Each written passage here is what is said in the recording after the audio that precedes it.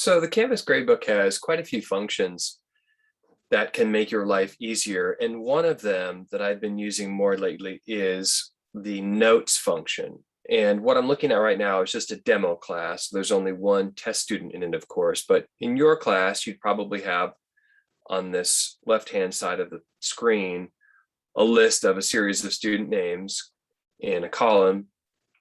And if you wanted to make a note for a student, then you just go over to this notes box. Now you might be saying to yourself, well, I can't see the notes box. Why don't I have that?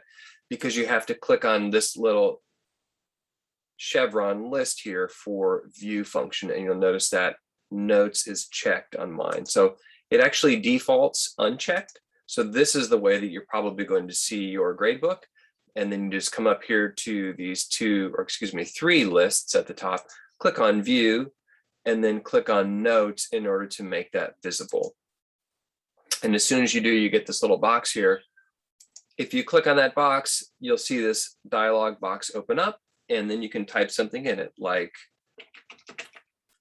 the student requested an extension, or this student is going to be on vacation, or this student is asking for more help on a particular assignment, or you can imagine many, many different scenarios. And it's a really handy way just to keep something that's going to move with you whenever you open your class, whatever device you're using, and it's going to be tied to that student. So I used to have piles of papers all over my desk. I still have those, but for other reasons. And in this case, I used to have papers where I would write notes for particular students. You could even write things about their names, for instance, in there.